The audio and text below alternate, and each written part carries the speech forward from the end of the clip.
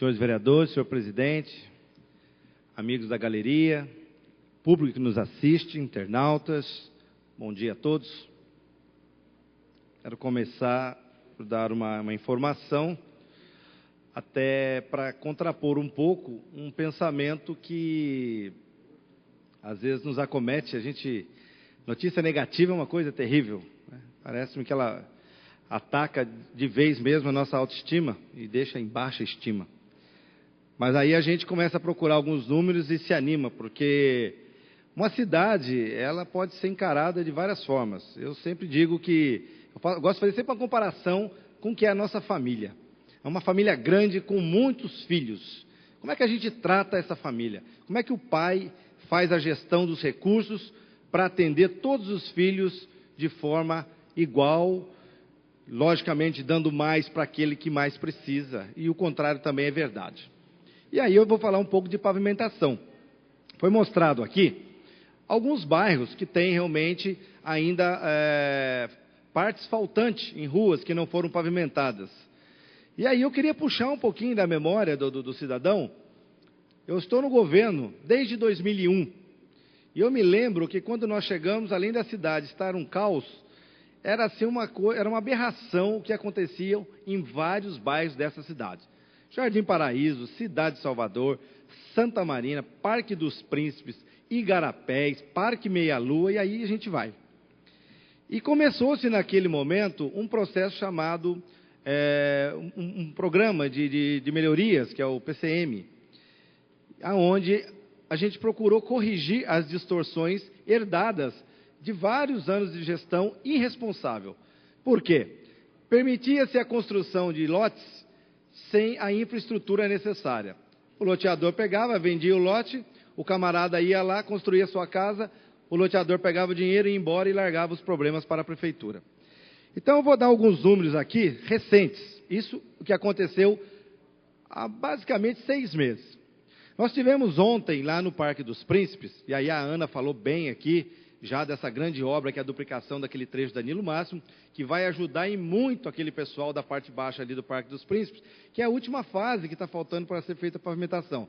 Nós tivemos reunidos ontem lá com aproximadamente 100 moradores, dos quais tiveram a oportunidade de conhecer esse processo do PCM e fazerem a adesão para que possa ser feito a pavimentação. E eu vi uma felicidade muito grande. E pessoas dizendo assim, né, alguns até ironicamente brincando, nossa, mas esse asfalto vai sair o quê? Daqui mais 5, 10 anos? E aí a gente dizia assim, não, pelo contrário. Esse é um processo que ele leva aí de 5 a 6 meses até começar as obras. Porque tem o processo de pré-adesão, de licitação e depois os contratos que são feitos diretamente com as empresas. E aí a gente percebeu a alegria daquele povo, porque eles diziam, nossa, a gente achava que não ia ter esse asfalto, porque muitos vieram aqui, prometeram para nós e não fizeram. Para se ter uma ideia, lá no Parque dos Príncipes, serão investidos 2 milhões e 100 mil reais, dos quais apenas 200 mil serão repassados para a população, ou seja, os outros 1 milhão e 900 mil serão responsabilidade da prefeitura. Anteriormente a isso, nós tivemos no Jardim Imperial, também uma reunião muito bacana, era um dia chuvoso, mas tivemos lá muito mais do que 100 pessoas, 14 mil metros quadrados de asfalto, um valor de 1 milhão e 700 mil, do qual apenas 262 mil será, vamos dizer lá, rateado entre os moradores. E no Santa Marina, 2.500 metros quadrados, também uma parte pequena, 700 mil total da obra e apenas 40 mil para os moradores. O que eu quero dizer com isso? É lógico que ainda falta muito para que a gente termine todos esses bairros considerados, vamos dizer, antigos, que não tiveram pavimentação. Porque depois de 2001, o prefeito Marco Aurélio da época fez uma lei que não se pode mais construir em lotes em que não tenha toda a infraestrutura entregue. Então isso acabou, porém a herança ficou. Essa herança é pesada. E aí é como eu estava fazendo a comparação. Como é que você trata seus filhos? Adianta eu pegar, resolver só o problema do Igarapés? Não, porque daí os demais vão ficar com ciúmes, né? A necessidade existe para todos. Adianta resolver todo o problema só do Meia Lua? Também não. Então, o que foi feito? Foi feito um trabalho de se contemplar todos os bairros. Então, é natural que você vá, por exemplo, lá no Igarapés encontre parte do bairro pavimentado e parte não. Como se você for no Jardim Paraíso também é assim, como se você for no Parque Meia Lua, que agora a última fase vai ser feita, como se você for lá no Santa Marina, ainda existe lá umas 3, 4 ruas, e assim é em quase todos os lugares dos quais ficaram sem essa pavimentação. Então eu fico muito feliz, porque participo dessa administração que está resolvendo um problema que nenhum prefeito resolvia. Porque o prefeito, além de não fazer o que tinha que fazer, ainda permitia que se criasse mais loteamentos, né, sem essa infraestrutura, o que traria um problema para a cidade como um todo. Aí o pessoal pergunta, para onde que vai o dinheiro do imposto? Vai para pagar problemas herdados de outras administrações. Mas eu tenho certeza que daqui para frente, assim que terminarmos isso, haverá muito mais dinheiro para a gente andar numa velocidade muito maior e fazer investimentos. Aí eu diria que serão investimentos que a cidade tanto precisa, tá certo? Um outro assunto também, eu acho bacana, porque a casa aqui, ela tem, obviamente, 2 lados, né? E eu fico feliz quando eu falo, o Edgar é uma pessoa, ele sabe da admiração que eu tenho por ele. O papel das pessoas, do vereador, é sim, identificar os problemas que existem na cidade, encaminhar o prefeito na forma de indicação, na forma de pedido, ofício e tudo mais, e vir aqui mostrar. Essa é uma prerrogativa do vereador. Então, para nós não há nenhum problema. O que acontece é que nós estamos em constante diálogo com o governo, e nós fazemos isso de uma forma um pouco diferente. Nós temos um acesso direto, do qual a gente procura tratar isso de uma forma mais, vamos dizer, mais complexa, ou seja, explicando os porquês. Então, portanto, às vezes as pessoas me perguntam, nossa, Arildo, por que você não mostra os problemas que existem? Falei, nós mostramos também, só que nós achamos mais conveniente mostrar da forma da qual nós temos a oportunidade. Nós temos reuniões sistemáticas, então, assim as fazemos. E com relação à água, eu tenho acompanhado essa questão, trabalhei 10 anos na Papel Simão e fazia manutenção na área de captação de água para o tratamento que era utilizada no sistema. Inclusive, a água que abastecia o distrito de São Silvestre.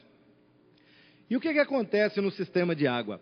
O problema que acontece em Jacareí, nesse momento, né, tirando a questão pontual aí que foi a diminuição do volume de água do Rio Paraíba, nós não temos problema de captação, ou seja, a estação que nós temos hoje, ela é para hoje suficientemente, né, para atender toda a população. Aonde está o nosso problema? Na reservação. O que acontece? Nós não temos reservatórios em quantidade para poder cuidar da cidade como um todo, principalmente quando nós encontramos problema de vazamento. Nós sabemos que nossa cidade é antiga, tem uma tubulação ainda, por exemplo, de parte de ferro.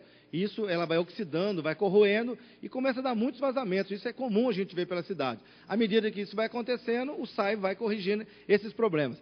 Mas também, para se antecipar a esse problema de reservação, o governo já está investindo. Para se ter uma ideia, além de uma estação de recalque que está sendo construído lá na região do Parque dos Príncipes, que é para bombear água para toda aquela região lá da região leste, aqui no Bela Vista, está sendo construído um reservatório de 5 milhões de litros de água.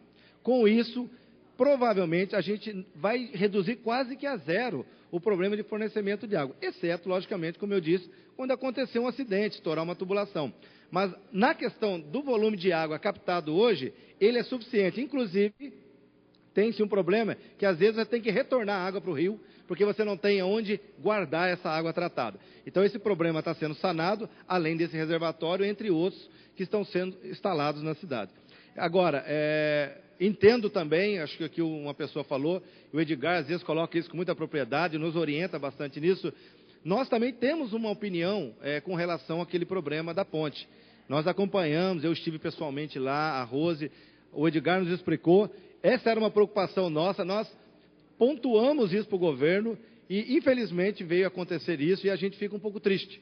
Fica um pouco triste porque realmente é uma coisa que talvez não precisasse ter acontecido. Mas, enfim, eu digo que doença a gente não quer ter, mas às vezes elas nos pegam. Se a gente puder prevenir, melhor. Talvez ali no caso fosse exatamente isso que devesse ter sido feito. Uma prevenção, uma análise melhor, né, um estudo melhor, talvez não tivesse provocado esse problema que agora acaba trazendo um prejuízo para a cidade. Mas, enfim, é uma doença e ela tem que ser sanada, ela tem que ser curada. Então, recursos são gastos, isso faz parte do sistema. Não dá para você fazer omelete sem quebrar os ovos, tá certo? E, mais uma vez, reforço aqui o convite. Eu, a Ana, o Itamar, da Comissão de Obras, convidamos a todos para que, na quinta-feira que vem, no dia 3, às 11 horas, nós estaremos fazendo aqui, então, uma discussão, um debate para entender melhor esse problema. Então, está feito aí o convite, gostaria que essa casa estivesse cheia, vai ser no auditório aqui do lado, para que a gente pudesse trazer técnicos e para que a gente possa realmente tirar essa dúvida e verificar, né, o que pode ser feito para que a gente não tenha mais problemas ainda, tá certo? Um bom dia a todos.